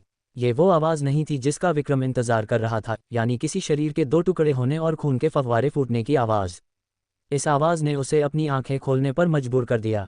विक्रम ने अविश्वास में अपनी आंखें मली, और फिर उसे यकीन हो गया कि जिसने सम्रजीत के उस जानलेवा हमले को रोका था और जो इस वक्त लक्ष्य और भानु प्रताप के सामने एक दीवार बनकर खड़ा था, वह कोई और नहीं बल्कि रुद्र था। उसे बिल्कुल उम्मीद नहीं थी कि रुद्र, जो हमेशा इतने चुपचाप और साधारण तरीके से उनके साथ चल रहा था, असल में उनके पूरे समूह में सबसे ताकतवर इंसान निकलेगा। सीनियर रुद्र! लक्ष्य के चेहरे पर इस वक्त खुशी और हैरानी का ठिकाना नहीं था। उसने कभी नहीं सोचा था कि हमेशा शांत रहने वाला रुद्र इतने नाजुक मौके पर उसकी जान बचाने आएगा। इस वक्त भानु प्रताप का चेहरा सबसे ज्यादा अजीब लग रहा था, क्योंकि वह शुरू से ही रुद्र पर सबसे ज्यादा शक कर रहा था। उसने तो यहाँ तक कसम खा ली थी कि रुद्र और समरजीत मिले हुए हैं, वरना शुरुआत से लेकर अब तक वह इतना बेफिक्र कैसे खड़ा हो सकता था। अब जाकर उसे समझ आया कि रुद्र इसलिए शांत नहीं था कि वह राणा परिवार के साथ मिला हुआ था, बल्कि इसलिए शांत था क्योंकि उसे अपनी ताकत पर पूरा घमंड था। रुद्र ने पीछे मुड़कर लक्ष्य की तरफ देखा और मुस्कुराते हुए कहा, मैंने कहा था न कि मैं अपनी हिफाजत खुद करूंगा, लेकिन अब ऐसा लग रहा है कि मुझे तुम सबकी भी हिफाजत करनी पड़ेगी। सीनियर रुद्र, सावधान रहना। हालांकि लक्ष्य को रुद्र पर पूरा भरोसा था, लेकिन फिर भी वह चेतावनी दिए बिना नहीं रह सका। जब समरजीत ने देखा कि रुद्र ने उसके वार को रोक लिया है तो उसका चेहरा भी गंभीर हो गया और उसने कहा, छोकरे, ऐसा लगता है कि तुम्हारा वीर परिवार से कोई लेना देना नहीं है। मेरी मानो तो दूसरों के फटे में टांग मत अड़ाओ। तुम किसी को भी मारो, मुझे उससे कोई फर्क नहीं पड़ता। लेकिन जब लक्ष्य मुझे सीनियर बुलाता है तो वह मेरा छोटा भाई हुआ, और जब मेरे छोटे भाई को कोई डराए धमकाए तो मेरा बीच में न आना कोई तुक नहीं बनता, रुद्र ने बहुत ही ठंडे लहजे में कहा। ये सुनते ही समरजीत को समझ आ गया कि अब उन दोनों के बीच आर पार की लड़ाई तय है, और उसने गुस्से से फुफकारते हुए कहा, तो इसका मतलब है कि तुम सच में मुझे रोकने का मन बना चुके हो। अगर ऐसी बात है तो अब अगर मैं तुम्हारे टुकड़े टुकड़े कर दूं तो मुझे दोष मत देना। Raising wind slash. शुरुआत से ही समरजीत ने अपना जानलेवा वार कर दिया। साफ था कि रुद्र की ताकत ने उसे भी काफी दबाव में ला दिया था। Following the wind. रुद्र की लंबी तलवार भी आगे बढ़ी और उसने सीधा ऑरोरा स्वॉर्ड प्ले का इस्तेमाल किया। एक शेर जब खरगोश का भी शिकार करता है तो अपनी पूरी ताकत लगाता है, और रुद्र भी कोई लापरवाही बरतने की गलती नहीं कर सकता था। आखिरकार उसके सामने वाला दुश्मन मार्शल मास्टर रैंक 5 के शिखर पर था, यानी लगभग रैंक 6 के करीब। स्क्रीच। सबर की एनर्जी और स्वॉर्ड एनर्जी आपस में टकराईं। अंत में समरजीत का वार थोड़ा भारी पड़ा। आखिर रुद्र ने अभी ऑरोरा स्वॉर्ड प्ले का सबसे कमजोर वार ही इस्तेमाल किया था, और रेजिंग विंड स्लैश राणा परिवार की येलो ग्रेड की सबसे बेहतरीन मार्शल स्किल का खास वार था। ताकत के मामले में ये लगभग एक profound grade low rank martial skill के बराबर था। ऊपर से समरजीत का कल्टीवेशन रुद्र से 3 छोटे स्तर ज्यादा था। भले ही रुद्र की ट्रू एनर्जी समरजीत की एनर्जी से कहीं ज्यादा शुद्ध थी, लेकिन वह भी सिर्फ 1.5 या 2 स्तर का ही फासला मिटा सकती थी। इसके अलावा प्रोफाउंड ग्रेड मार्शल स्किल्स हमेशा येलो ग्रेड मार्शल स्किल्स से ज्यादा ताकतवर होती हैं। इसलिए रुद्र का वार सिर्फ थोड़ा सा कमजोर पड़ना ही अपने आप में एक बहुत बड़ा कारनामा था। हा, तो तुम्हारी असली ताकत सिर्फ मार्शल मास्टर रैंक 2 के शिखर की है। मुझे लगा था कि तुम कुछ ज्यादा ही बड़े धुरंधर होगे, लेकिन आज तुम भी यहीं मिट्टी में मिलोगे। इस असली टक्कर के बाद समरजीत को रुद्र की असली ताकत का अंदाजा लग गया था। पहले जब रुद्र ने अचानक से हमला रोका था और अपनी एनर्जी कंसीलमेंट टेक्निक से अपना कल्टीवेशन छुपा रखा था, तो समरजीत ने सपने में भी नहीं सोचा था कि एक मार्शल मास्टर रैंक 2 के शिखर का लड़का उसके वार को रोक सकता है। हालांकि वह अंदर ही अंदर हैरान था कि इतनी कम उम्र में रुद्र के पास न सिर्फ इतना कल्टीवेशन था, बल्कि उसकी लड़ने की ताकत भी इतनी खौफनाक थी। इस हैरानी के तुरंत बाद उसके अंदर जलन और खूनी प्यास जाग उठी। उसे उन लोगों से सख्त नफरत थी जिनकी प्रतिभा उससे बेहतर होती थी, खासकर रुद्र जैसे लोग। विक्रम और भानु प्रताप, जिनके दिलों में अभी अभी उम्मीद की किरण जगी थी, अचानक उनका दिल फिर से बैठ गया और वे फीकी सी मुस्कान के साथ एक दूसरे को देखने लगे। उन्हें भी लगा कि शायद उन्होंने कुछ ज्यादा ही उम्मीदें पाल ली थीं। रुद्र की उम्र भी तो देखने वाली थी, इतनी कम उम्र में मार्शल मास्टर रैंक 2 के शिखर तक पहुंचना ही बहुत बड़ी बात थी। लेकिन समरजीत राणा परिवार का एक खास लड़ाका था, जिससे पार पाना कोई बच्चों का खेल नहीं था। यहाँ तक कि एक आम रैंक 6 का मार्शल मास्टर भी शायद समरजीत के सामने न टिक पाए। हालांकि रुद्र की ताकत बुरी नहीं थी, लेकिन वह समरजीत का मुकाबला करने के लिए काफ़ी नहीं थी। सिर्फ लक्ष्य ही ऐसा था जिसे रुद्र पर पूरा भरोसा था, और उसने पक्के इरादे से कहा, सीनियर रुद्र उसे जरूर हराएंगे, मुझे पूरा यकीन है। विक्रम और भानु प्रताप ने एक दूसरे को देखा और बेबसी से मुस्कुरा दिए। अब वे बस अपनी किस्मत के भरोसे ही बैठे थे। समरजीत की बातें सुनकर रुद्र ने बहुत ही शांत स्वर में कहा, यही बात मैं भी तुमसे कहना चाहता था। मौत को बुलावा दे रहा है। ये सुनते ही समरजीत ने अपनी लंबी तलवार को घुमाया और जोर से चिल्लाया, ब्लेजिंग विंड स्लैश। एक खौफनाक ट्रू एनर्जी के साथ वह लंबी तलवार 10 फीट बड़ी सबर एनर्जी में बदल गई और सीधा रुद्र की तरफ चीरती हुई आई। ये वही profound grade martial skill blazing wind slash थी जिसे समरजीत ने सीखा था। इसकी तेज आंधी ने आसपास खड़े मार्शल आर्टिस्ट्स को पीछे धकेल दिया। घायल मार्शल मास्टर्स भी बस किसी तरह खुद को उड़ने से बचा पा रहे थे। हालांकि समरजीत ने अभी इस पर पूरी तरह से महारत हासिल नहीं की थी, और ब्लेजिंग विंड स्लैश की ताकत profound grade low rank martial skills में बस औसत ही थी। लेकिन फिर भी समरजीत का ये वार किसी भी रैंक 6 के मार्शल मास्टर को धूल चटाने के लिए काफ़ी था जिसके पास कोई प्रोफाउंड ग्रेड मार्शल स्किल न हो। Chasing moon. रुद्र ने ऑरोरा स्वॉर्ड प्ले का दूसरा वार इस्तेमाल किया और उस हमले का सामना किया। तलवार घूमी, इंसान हिला और इंसान और तलवार मिलकर एक परछाई बन गए। उसकी रफ्तार किसी भूत से कम नहीं थी। रुद्र ने बाद में कदम बढ़ाया था, लेकिन उसकी स्वॉर्ड एनर्जी पहले पहुंचकर समरजीत की तरफ चीरती हुई निकल गई। क्या? समरजीत के पसीने छूट गए। उसने सपने में भी नहीं सोचा था कि रुद्र की तलवारबाजी की रफ्तार उसकी सबर तकनीक से भी ज़्यादा तेज होगी। बिना एक पल गंवाए उसने तुरंत अपनी लंबी तलवार का रास्ता बदला ताकि वह रुद्र के हमले को रोक सके। बूम! सबर एनर्जी और स्वॉर्ड एनर्जी आपस में जोर से टकराईं। रुद्र की स्वॉर्ड एनर्जी ने सीधे सबर एनर्जी को चीर दिया और बिना रुके समरजीत की तरफ बढ़ गई। समरजीत ने हड़बड़ाहट में अपना बचाव किया और हालांकि वह इसे रोकने में कामयाब रहा, लेकिन उसके मुंह से दर्द की एक कराह निकल ही गई। जबरदस्ती अपनी तलवार का रास्ता बदलने की वजह से समरजीत के वार की ताकत आधी हो गई थी। अपना बचाव करने के बावजूद रुद्र के जोरदार वार ने उसे हवा में उछाल दिया। उसे हल्की सी चोट आई और वह काफी बुरी हालत में लग रहा था। छोकरे, तूने मेरे अंदर के शैतान को जगा दिया है। अब मैं तुझे कच्चा चबा जाऊंगा। Storm slash! समरजीत की आंखें अब पूरी तरह से खून से लाल हो चुकी थीं और उसने रुद्र की तरफ अपनी तलवार से एक खौफनाक वार कर दिया। स्टॉर्म स्लैश साफ तौर पर ब्लेजिंग विंड स्लैश से कहीं ज़्यादा खतरनाक वार था, लेकिन समरजीत की इस पर पकड़ बहुत कमज़ोर थी और वह इसकी असली ताकत का आधा भी इस्तेमाल नहीं कर पा रहा था। अरोरा! रुद्र ने बिल्कुल शांत होकर कहा। रोशनी की एक तेज लकीर चमकी और फिर रुद्र ने अपनी लंबी तलवार वापस म्यान में डाल ली और शांति से उस आती हुई सबर एनर्जी को देखने लगा। सावधान! जल्दी हटो वहां से! विक्रम और भानु प्रताप दोनों घबराकर चिल्लाए, लेकिन रुद्र अपनी जगह से 1 इंच भी नहीं हिला और जैसे ही वह सबर एनर्जी उसके सिर तक पहुंचने वाली थी, वह अचानक हवा में गायब हो गई। समरजीत की आंखें फटी की फटी रह गईं और वह हार न मानने वाले एक अजीब से भाव के साथ जमीन पर गिर पड़ा। अपनी आखिरी सांस तक उसे समझ नहीं आया कि वह मरा कैसे। उसने बस रोशनी की एक तेज लकीर देखी थी। हैरानी, खौफ, वहां मौजूद लोगों के चेहरों के भावों को बयां करने के लिए ये शब्द भी कम थे। किसी ने सपने में भी नहीं सोचा था कि समरजीत, जो अभी तक इतनी बराबरी की टक्कर दे रहा था, अचानक ऐसे ढेर हो जाएगा।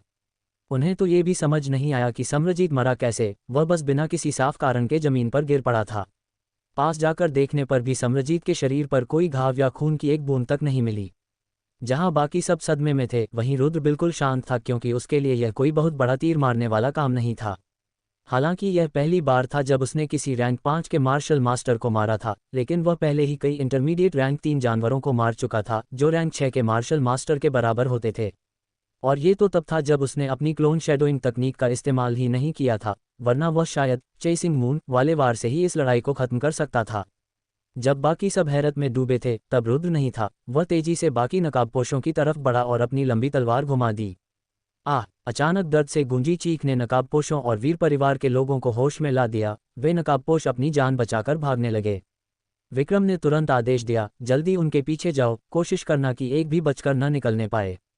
वीर परिवार के लोग तुरंत उनके पीछे दौड़े और रुद्र की भूतों जैसी रफ्तार की वजह से आखिर में किस्मत से भी कोई बचकर नहीं निकल पाया। इस मारकाट से रुद्र को दसियों हजार पॉइंट्स मिले, लेकिन आज के रुद्र के लिए यह कोई बड़ी बात नहीं थी। जब रुद्र उनका पीछा कर रहा था, तब विक्रम और भानु प्रताप समरजीत की लाश के पास पहुंचे और उसे ध्यान से देखने लगे। आखिर में उन्हें समरजीत के गले में एक बहुत ही छोटा सा छेद दिखाई दिया। क्योंकि वह छेद बहुत छोटा था, इसलिए पहले किसी की भी नज़र उस पर नहीं गई थी। एक वार और काम तमाम। उस छोटे से छेद को देखकर दोनों के पसीने छूट गए। एक वार और काम तमाम, और वह भी खून की एक बूंद गिराए बिना, सिर्फ गले की नसों को काट देना। इतनी खौफनाक रफ्तार और तलवार पर इतना गजब का कंट्रोल हासिल करने के लिए कितनी मेहनत की जरूरत होगी। दोनों ने एक दूसरे की तरफ देखा और समझ गए कि उनका पाला 100 सालों में एक बार पैदा होने वाले किसी स्वॉर्ड स्किल के जादूगर से पड़ा है। जल्द ही रुद्र वापस लौट आया और अब रुद्र को देखने का सबका नजरिया पूरी तरह बदल चुका था। उनकी आंखों में एक गहरा सम्मान दिखाई दे रहा था। लक्ष्य तुरंत रुद्र के पास पहुंचा, उसे बहुत ही खुशी और हैरत से देखा और बोला, सीनियर रुद्र, तुम तो सच में जादूगर हो। तुमने तो समरजीत जैसे खतरनाक मार्शल मास्टर को भी मार गिराया। हे, ये तो किस्मत अच्छी थी कि उसने अपनी प्रोफाउंड ग्रेड मार्शल स्किल को पूरी तरह से सीखा नहीं था, वरना उससे पार पाना थोड़ा मुश्किल हो जाता। रुद्र ने मुस्कुराते हुए कहा। भानु प्रताप भी शर्मिंदगी से सिर झुकाए रुद्र के सामने आया और बोला, नौजवान हीरो रुद्र, हमारी जान बचाने के लिए आपका बहुत बहुत शुक्रिया। मैंने आप पर इतना शक किया, फिर भी आपने हमारी जान बचाई। मैं सच में बहुत शर्मिंदा हूँ।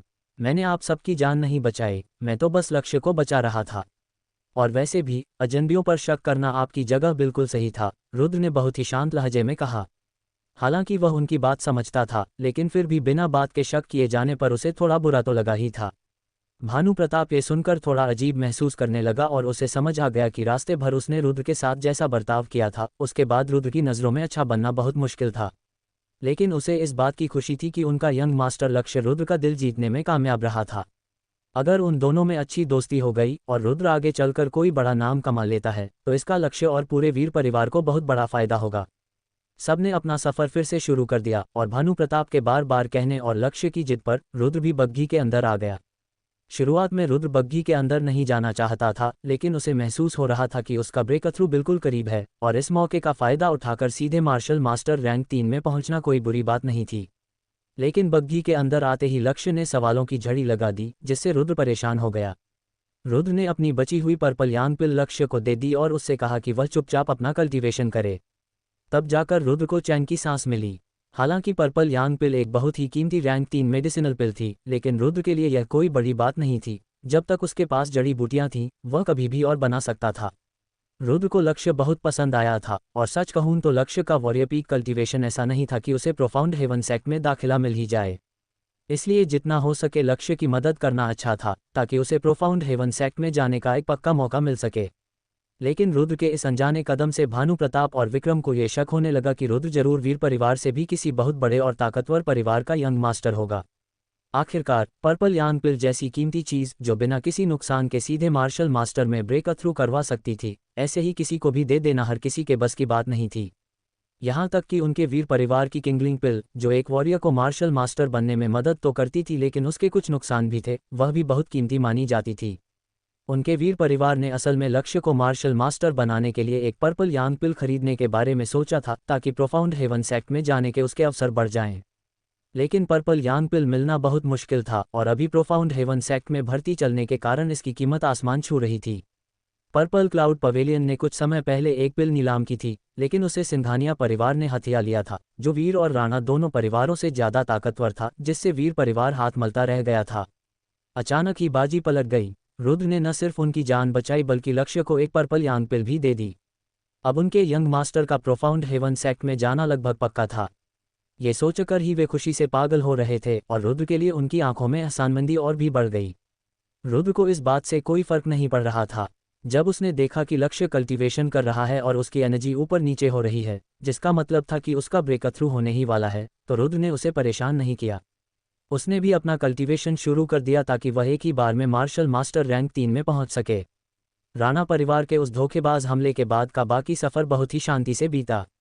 उन्होंने जानबूझकर खतरनाक रास्तों से बचना बेहतर समझा, इसलिए उन्हें कोई बड़ा खतरा नहीं मिला। आधा महीना पलक झपकते ही बीत गया और रुद्र, लक्ष्य और बाकी सब मार्शल स्पिरिट सिटी के बिल्कुल करीब पहुंच चुके थे। ये शहर प्रोफाउंड हेवन सेक्ट से ज़्यादा दूर नहीं था। हम मार्शल स्पिरिट सिटी पहुंचने ही वाले हैं, मुझे तो बहुत उत्साह हो रहा है। बग्घी के अंदर बैठा लक्ष्य खुशी से उछल रहा था। लक्ष्य, जो अभी अभी मार्शल मास्टर बना था और जिसका कल्टीवेशन पूरी तरह से पक्का भी नहीं हुआ था, वह अभी से एक जगह टिक कर नहीं बैठ पा रहा था। भानु प्रताप ने आगे दिख रही कभी खत्म न होने वाली शहर की दीवारों को देखा और उसके चेहरे पर एक मुस्कान आ गई। मार्शल स्पिरिट सिटी 1000 मील के दायरे में सबसे बड़ा शहर था, जहां अनगिनत दुकानें और रेस्टोरेंट थे। ये शहर सीधे प्रोफाउंड हेवन सेक्ट की देखरेख में चलता था। प्रोफाउंड हेवन सेक्ट, जो नॉर्थ क्लाउड प्रीफेक्चर के सबसे ताकतवर सेक्ट्स में से एक था, जाहिर तौर पर अनगिनत मार्शल आर्टिस्ट्स को अपनी तरफ खींचता था। और पूरा मार्शल स्पिरिट सिटी अनगिनत मार्शल आर्टिस्ट्स और खतरनाक लड़ाकों से भरा पड़ा था। मार्शल स्पिरिट सिटी में इनेट मार्शल मास्टर, जो आम शहरों में ढूंढने से भी नहीं मिलते, यहाँ अक्सर दिख जाते थे और मार्शल स्पिरिट लेवल के धुरंधरों को भी देखने का मौका मिल जाता था। जहाँ तक मार्शल मास्टर्स की बात थी, वे तो यहाँ गली गली में घूमते थे और इतनी बड़ी भीड़ का मतलब था कमाई का एक बहुत बड़ा जरिया। बाकी बातों को छोड़ भी दे तो सिर्फ अलग अलग दुकानों का किराया ही प्रोफाउंड हेवन सेक्ट के खजाने भरने के लिए काफ़ी था।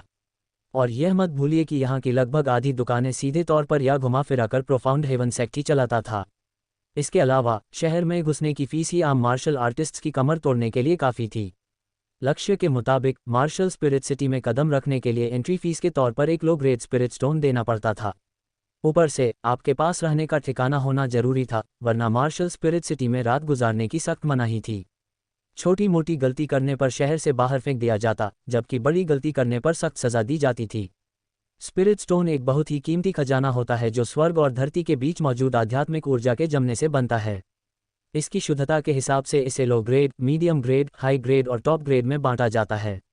एक लो ग्रेड स्पिरिट स्टोन की कीमत 1000 सोने के सिक्कों के बराबर होती है और यह सिर्फ शहर में घुसने की फीस है। इससे अंदाजा लगाया जा सकता है कि इस शहर में कदम रखना कितना भारी सौदा था। आमतौर पर मार्शल मास्टर बनने के बाद कोई भी स्पिरिट स्टोन का इस्तेमाल करके अपना कल्टीवेशन कर सकता था। एक मार्शल आर्टिस्ट आसानी से इसके अंदर की ऊर्जा को सोखकर उसे अपनी एनर्जी में बदल सकता था, जिससे कल्टीवेशन की रफ्तार बढ़ जाती थी। दुर्भाग्य से रुद्र की एनर्जी इतनी शुद्ध थी और उसकी कल्टीवेशन तकनीक का स्तर इतना ऊंचा था कि लो ग्रेड स्पिरिट स्टोन की ऊर्जा उसकी खुद की कमाई हुई एनर्जी के सामने फीकी पड़ जाती थी। इससे कल्टीवेशन की रफ्तार में कोई खास फर्क नहीं पड़ता था, इसलिए इन्हें सोखने में अपनी मेहनत बर्बाद करना बेवकूफ़ी थी। मीडियम ग्रेड स्पिरिट स्टोन बहुत ही कीमती होते हैं। एक medium grade spirit stone 10,000 low grade spirit stone के बराबर होता है। असल में 2 से 3,000 लो ग्रेड स्पिरिट स्टोन में एक पर्पल यांग पिल आराम से खरीदी जा सकती है। किलिंग पॉइंट्स खर्च करके मीडियम ग्रेड स्पिरिट स्टोन लेना और भी घाटे का सौदा था। रुद्र ने कभी इसके बारे में सोचा भी नहीं था। वीर परिवार जैसे परिवारों के लिए स्पिरिट स्टोन किसी ब्रह्मास्त्र से कम नहीं होते थे और इन्हें परिवार के लोगों में बांटने से पहले 100 बार सोचना पड़ता था। सिर्फ मार्शल स्पिरिट सिटी जैसे बड़े शहर ही सोने चांदी को भाव नहीं देते थे, बल्कि व्यापार के लिए लोग ग्रेट स्पिरिट स्टोन को असली पैसा मानते थे।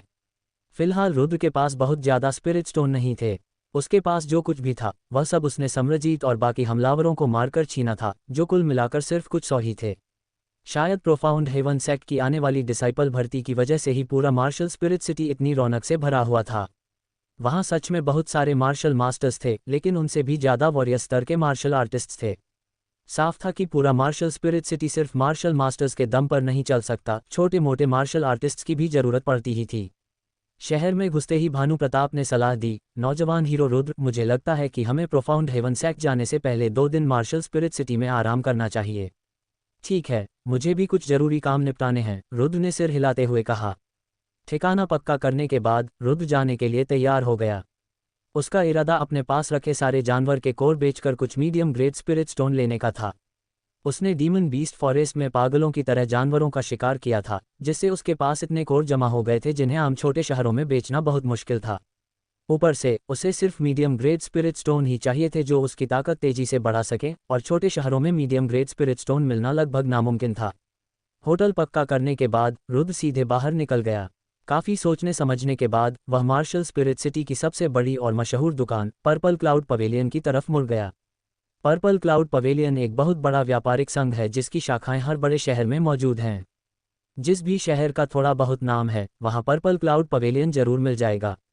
और मार्शल स्पिरिट सिटी इतना विशाल था कि यहाँ पर्पल क्लाउड पवेलियन की 5 अलग अलग शाखाएं थीं, पूरब, पश्चिम, उत्तर, दक्षिण और बीच में। भले ही प्रोफाउंड हेवन सेक्ट कितना भी ताकतवर क्यों न हो, वह भी पर्पल क्लाउड पवेलियन का पूरा सम्मान करता था, जिससे साफ पता चलता था कि पर्पल क्लाउड पवेलियन का रुतबा कितना बड़ा था। इसके अलावा क्योंकि पर्पल क्लाउड पवेलियन एक बहुत पुरानी और जानी मानी संस्था थी, इसलिए इसकी साख बहुत मजबूत थी। उसके जैसे बाहरी इंसान के लिए पर्पल क्लाउड पवेलियन के साथ सौदा करने में कभी घाटा नहीं हो सकता था। अंदर कदम रखते ही रुद्र ने देखा कि कई लोग सामान खरीद रहे हैं, और जाहिर है कुछ उसके जैसे भी थे जो पर्पल क्लाउड पवेलियन में अपना सामान बेचने आए थे। रुद्र सीधे काउंटर पर गया, जहां खड़े आदमी ने बहुत उत्साह से पूछा, सम्मानित ग्राहक, मैं आपकी क्या सेवा कर सकता हूं? मैंने कुछ दिन पहले कुछ जानवरों का शिकार किया था और मुझे उन जानवरों के कोर का सौदा करना है, रुद्र ने सीधे मुद्दे की बात कही। वह आदमी, जो सिर्फ रैंक 7 का मार्शल आर्टिस्ट था, फिर भी लोगों को पहचानने का हुनर रखता था। रुद्र की उम्र देखकर उसने अंदाजा लगा लिया था कि इसका कल्टीवेशन बहुत ज़्यादा नहीं होगा और जिन जानवरों का इसने शिकार किया होगा वे भी कोई खास खतरनाक नहीं होंगे।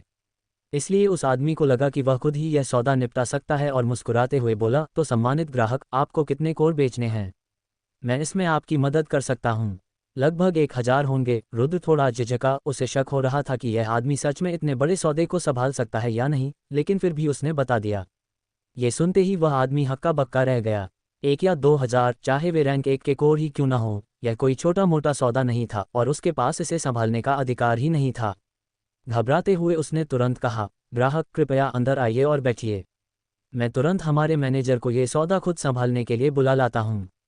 रुद्र ने सिर हिलाया। उसके पास जितने कोर थे वे इतने भी नहीं थे कि किसी बड़े मालिक को आना पड़े, लेकिन एक व्यापार संघ के मैनेजर के लिए ये काफ़ी बड़ा सौदा था। वेटिंग रूम में बैठकर रुद्र ने नौकर की दी हुई चाय पी और चुपचाप उस आदमी का इंतजार करने लगा जो इस सौदे को पूरा करने वाला था। जल्द ही एक थोड़ा मोटा अधेड़ उम्र का आदमी धीरे धीरे रुद्र की तरफ आया। लेकिन रुद्र इस आदमी को देखकर अंदर ही अंदर हैरान रह गया। रुद्र की आई ऑफ इनसाइट न सिर्फ भ्रम के जालों को काट सकती थी, बल्कि अपने से 2 स्तर ऊंचे मार्शल आर्टिस्ट्स का कल्टीवेशन भी साफ देख सकती थी। लेकिन वह इस आदमी का कल्टीवेशन नहीं देख पा रहा था, जिसका साफ मतलब था कि यह आदमी एक मार्शल स्पिरिट लेवल का धुरंधर है और उसका कल्टीवेशन कम से कम मार्शल स्पिरिट रैंक 3 या उससे भी ज़्यादा है। रुद्र थोड़ा चौंक गया। पर्पल क्लाउड पवेलियन का एक आम मैनेजर भी इतना ताकतवर था, तो फिर पर्पल क्लाउड पवेलियन की इस शाखा के मुखिया का कल्टीवेशन कैसा होगा? ऊपर से पर्पल क्लाउड पवेलियन की मार्शल स्पिरिट सिटी में कई शाखाएं हैं। सिर्फ इसी शहर के अंदर उनकी ताकत खौफनाक हद तक ज़्यादा है। अंदाजा लगाया जा सकता है कि जब पर्पल क्लाउड पवेलियन की शाखाएं हर बड़े शहर में फैली हुई हैं, तो भले ही दूसरे शहरों में उनकी ताकत थोड़ी कम हो, फिर भी वे कुल मिलाकर बेतहाशा ताकतवर होंगे। कोई ताज्जुब नहीं कि प्रोफाउंड हेवन सेक्ट भी पर्पल क्लाउड पवेलियन के साथ इतने अदब से पेश आता था। खुशकिस्मती से पर्पल क्लाउड पवेलियन एक बहुत ही आज़ाद किस्म का संघ है। कोई भी मार्शल आर्टिस्ट जिसमें ताकत और हुनर हो, वह इसका बाहरी या अंदरूनी एल्डर बन सकता है। वरना पर्पल क्लाउड पवेलियन की इतनी ताकत के आगे कोई भी दूसरा गुट उनके सामने टिक ही नहीं पाता। तभी उस आदमी के पीछे खड़े कर्मचारी ने परिचय कराते हुए कहा, ये हमारे पर्पल क्लाउड पवेलियन के मैनेजर माथुर हैं। उन्होंने आपके सौदे के बारे में सुना और खुद इसे पूरा करने आ गए। ये बोलते हुए उस कर्मचारी को अंदर ही अंदर थोड़ा अजीब लग रहा था। आमतौर पर इतने बड़े सौदे के लिए भी मैनेजर खुद बाहर नहीं आता। आज अचानक वह खुद चलकर क्यों आ गए? रुद्र के चेहरे पर समझ जाने का भाव आ गया। फिर उसने थोड़ा झुककर कहा, जूनियर रुद्र सीनियर माथुर को प्रणाम करता है। मैंने सुना है कि तुम्हारे पास बेचने के लिए बहुत सारे कोर हैं। निकालो उन्हें, जरा मैं भी देखूं। माथुर का बर्ताव बहुत ही रूखा और बेफिक्र था, जैसे कि एक मार्शल मास्टर रैंक 3 के लड़के से मिलना उसकी शान के खिलाफ हो। जी, रुद्र ने ये सुना और हालांकि वह अंदर से उलझन में था, उसने जरा भी देरी नहीं की। एक ही पल में उसकी स्पेशियल रिंग में रखे सारे कोर मेज पर उलट दिए गए। देखते ही देखते 1000 से ज़्यादा, लगभग 2000 कोर मेज पर एक छोटे से पहाड़ की तरह जमा हो गए। माथुर, जो अभी तक बिल्कुल रूखा बना हुआ था, उसने जैसे ही उन कोर की तरफ देखा, उसकी आंखें फटी की फटी रह गईं। इनमें से ज़्यादातर कोर रैंक 2 के जानवरों के थे, कुछ हिस्सा रैंक 3 के जानवरों का था और कुछ तो इंटरमीडिएट रैंक 3 जानवरों के भी थे। लेकिन इन सब बातों से उसे ज़्यादा हैरानी नहीं हुई। उसने तो मार्शल एंसेस्टर लेवल के रैंक 6 जानवरों के कोर भी कई बार देखे थे। जो बात उसे सबसे ज़्यादा हैरान कर रही थी, वह ये थी कि ये सारे कोर उसके सामने खड़े इस मार्शल मास्टर रैंक 3 के लड़के ने खुद शिकार करके हासिल किए थे। रुद्र का कल्टीवेशन मार्शल मास्टर रैंक 3 का था, इसलिए रैंक 6 के बराबर ताकत रखने वाले रैंक 3 इंटरमीडिएट बीस्ट को हराना यकीनन कोई बच्चों का खेल नहीं था। और वह साफ महसूस कर सकता था कि इन जानवरों के कोर से अभी भी खून और ताज़ा जान की गंध आ रही थी, जिसका मतलब था कि इनका शिकार कुछ ही समय पहले हुआ था। इतने कम समय में इतने सारे खतरनाक जानवरों का शिकार कर लेना, अगर सच है, तो रुद्र की मार्शल आर्ट्स की प्रतिभा सच में बेमिसाल थी। अपनी ताकत से 3 स्तर ऊपर जाकर लड़ना, ऐसी प्रतिभा को पर्पल क्लाउड पवेलियन में एक बहुत बड़ा जादू माना जाता था। अगर इसे सही रास्ता दिखाया जाए, तो यह आगे चलकर बहुत बड़ा नाम कमा सकता था। जाहिर है, माथुर ने यह भी सोचा कि शायद रुद्र झूठ बोल रहा हो, और हो सकता है कि किसी और ने उसका शिकार करने में हाथ बटाया हो। ये सोचकर माथुर खुद को रोक नहीं पाया और पूछ बैठा, क्या इन सारे जानवरों का शिकार तुमने अकेले किया है? हाँ, बिल्कुल। रुद्र ने अपनी भौहें सिकोड़ लीं। उसे समझ नहीं आ रहा था कि माथुर के दिमाग में क्या खिचड़ी पक रही है, लेकिन फिर भी उसने पूरे भरोसे से हामी भरी। रुद्र को लगा कि माथुर अभी और भी सवाल करेगा, लेकिन माथुर ने सिर हिलाया और कहा, इन जानवरों के कोर में कुल 1480 कोर रैंक 2 के हैं। शुरुआती स्तर वालों के लिए 10 कोर के बदले 1 स्पिरिट स्टोन, बीच के स्तर वालों के लिए 10 के बदले 3 और आखिरी स्तर वालों के लिए 10 के बदले 5 स्पिरिट स्टोन मिलेंगे। तो कुल मिलाकर तुम्हें इसके 2000 स्पिरिट स्टोन मिल सकते हैं। बोलो, क्या कहते हो? ठीक है, मुझे मंजूर है। रुद्र ने सिर हिलाया। उसे इस कीमत से कोई अचंभा नहीं हुआ। आखिर स्पिरिट स्टोन मार्शल मास्टर्स के कल्टीवेशन के ही काम आते थे, और रैंक 2 के कोर, जो एक वॉरियर स्तर के मार्शल आर्टिस्ट के बराबर होते थे, उनकी अपनी एक खास कीमत थी और इतने दाम मिलना ही काफ़ी अच्छी बात थी।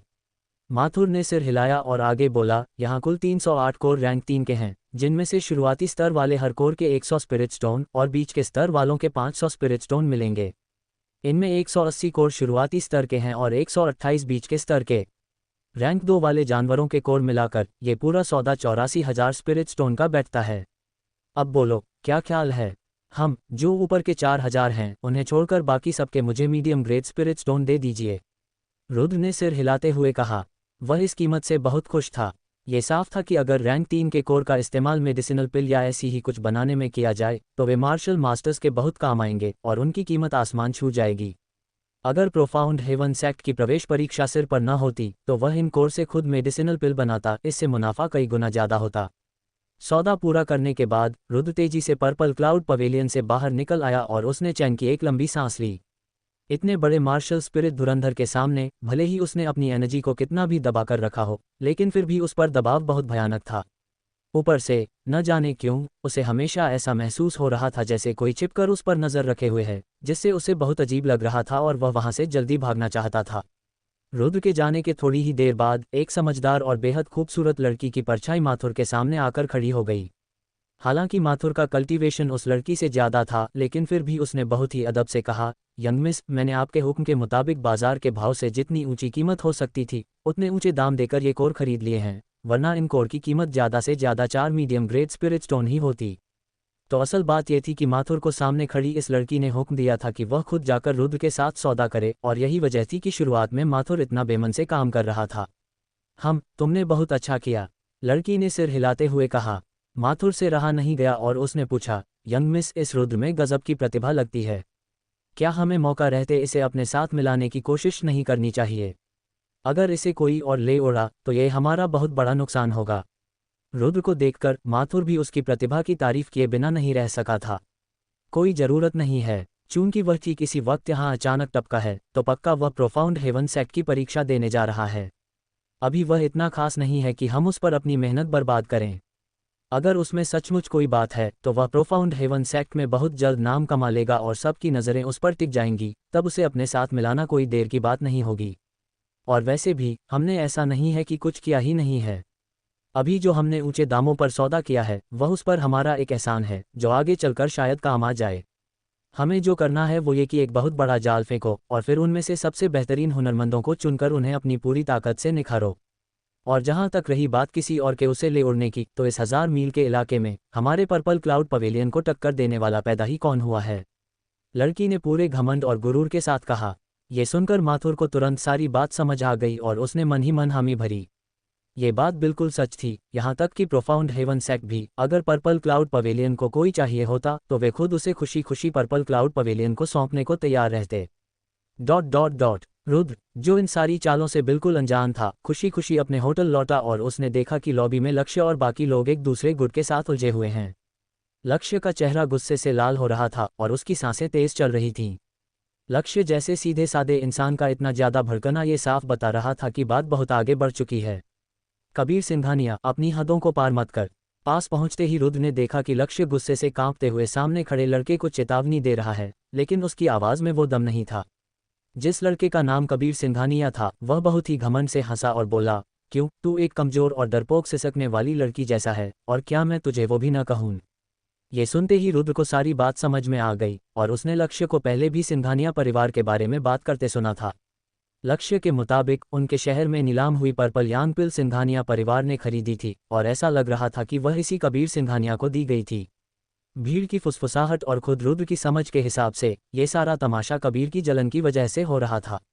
कबीर, जो पर्पल यांग पिल का इस्तेमाल करके पहले ही मार्शल मास्टर बन चुका था, खुद को बहुत बड़ा धुरंधर समझने लगा था, लेकिन मार्शल स्पिरिट सिटी पहुंचने के बाद जब उसे पता चला कि लक्ष्य ने भी ब्रेक थ्रू कर लिया है तो उसकी हवा निकल गई। ऊपर से लक्ष्य ने भी पर्पल यांग पिल से ब्रेक थ्रू किया था, लेकिन उसके शरीर पर पिल इस्तेमाल करने का कोई बुरा असर नहीं दिख रहा था, जिससे कबीर को लगा कि लक्ष्य ने यह ब्रेक थ्रू अपनी खुद की मेहनत से किया है। इसी जलन में जल भुनकर कबीर ने जानबूझकर यह पंगा लिया था और दोनों परिवारों के लोग, जिनकी पहले से ही आपस में ठनी हुई थी, तुरंत एक दूसरे से भिड़ गए। बस दिक्कत ये थी कि लक्ष्य हमेशा सबसे अच्छे से पेश आता था और लड़ाई झगड़े से दूर रहता था, इसलिए बातों की इस जंग में वह पूरी तरह से हार रहा था। सारी कहानी समझकर रुद्र को कबीर की इस नीच हरकत पर बहुत गुस्सा आया। अगर कोई तुमसे सच में आगे निकल भी जाए तो तुम्हें उससे आगे निकलने की सोचनी चाहिए, न कि अपनी जलन दूसरों पर निकालनी चाहिए। तभी रुद्र खुद को रोक नहीं पाया और बोल पड़ा, लक्ष्य, तू इसके मुंह क्यों लग रहा है? ये तुझे लड़कियों जैसा कह रहा है, लेकिन ये खुद तो लड़कियों से भी गया गुजरा है, क्या ये बात ज़्यादा शर्मनाक नहीं है? सीनियर रुद्र को देखते ही लक्ष्य का चेहरा खुशी से खिल उठा, उसका सारा गुस्सा हवा हो गया और अब सिर्फ खुशी बाकी थी। लेकिन ये सुनकर कबीर गुस्से से पागल हो गया और उसने रुद्र पर चिल्लाकर कहा, ए छोकरे, तेरा मतलब क्या है? क्या मेरा मतलब अभी तक समझ नहीं आया? क्या मुझे सबके सामने चीख चीख कर बताना पड़ेगा कि तू किसी सशक्ति लड़की से भी ज्यादा गया गुजरा है? जुबान चलाने के मामले में रुद्र, जो 21वीं सदी की तेज तर्रार दुनिया से आया था, उसे पूरा यकीन था कि वह किसी से कम नहीं है। रुद्र के इतना बोलते ही वहां खड़े लोगों में फुसफुसाहट और हंसी का ठहाका गूंज उठा और लोग कबीर की तरफ उंगलियां उठाकर उसका मजाक उड़ाने लगे। इतने सारे लोगों के सामने अपनी इस तरह बेइज्जती होते देख कबीर गुस्से से आग बबूला हो गया। उसने अपनी लंबी तलवार निकाली और चीखा, छोकरे, आज तो तू मेरे हाथों मरेगा। मार्शल स्पिरिट सिटी के अंदर लड़ाई झगड़ा करना सख्त मना है। अगर लड़ना है तो बाहर जाकर मरो। तभी गुस्से से भरी एक भारी आवाज गूंजी और उसके साथ ही एक खौफनाक दबाव सब पर हावी हो गया। कबीर ने ऊपर देखा और उसका चेहरा तुरंत पीला पड़ गया। उसका सारा गुस्सा और घमंड एक पल में गायब हो गया। उसके सामने एक इन्नेट मार्शल मास्टर खड़ा था, जो यकीनन इस होटल का रखा हुआ कोई गेस्ट एल्डर था जिसका काम यहाँ शांति बनाए रखना था। कबीर अच्छी तरह जानता था कि इस इन्नेट मार्शल मास्टर के सामने तलवार उठाना मतलब अपनी मौत को दावत देना है। अगर उसने थोड़ी भी गलती की तो उसे सीधा उठाकर बाहर फेंक दिया जाएगा, जो कि सच में बहुत बड़ी बेइज्जती होगी। ऊपर से कबीर को यह भी याद आ गया कि मार्शल स्पिरिट सिटी में लड़ाई करना मना है। जो भी यह नियम तोड़ेगा, जब सिटी लॉर्ड की फौज आएगी तो उसकी हड्डियां तक नहीं मिलेंगी। अपने गुस्से का घूंट पीकर कबीर पीछे हट गया। उसने रुद्र को एक खूनी नज़र से घूरा और चुपचाप वहां से खिसक लिया। आज उसने अपनी पूरी इज्जत का जनाजा निकाल दिया था। वहां रुकने का मतलब था लोगों के ताने सुनना, इसलिए वहां से भागना ही सबसे अक्लमंदी का काम था। कबीर को जाते देख इन्नेट मार्शल मास्टर भी वापस अपने कमरे में चला गया और तमाशा देख रही भीड़ भी धीरे धीरे छंटने लगी। भानु प्रताप ने पास आकर कहा, कबीर जैसे जहरीले सांप इस बेइज्जती को कभी नहीं भूलेंगे। हमें प्रोफाउंड हेवन सेक्ट जाते वक्त बहुत सावधान रहना होगा। हालांकि उसने यह बात कही, लेकिन भानु प्रताप की नज़रें अनजाने में रुद्र की तरफ ही जा रही थी, क्योंकि वह जानता था कि जब तक रुद्र उनके साथ है, कबीर के पाले हुए गुंडे उनका बाल भी बांका नहीं कर सकते। रुद्र भानु प्रताप का इशारा समझ गया। उसने हल्का सा सिर हिलाया और कहा, सब लोग आराम करो।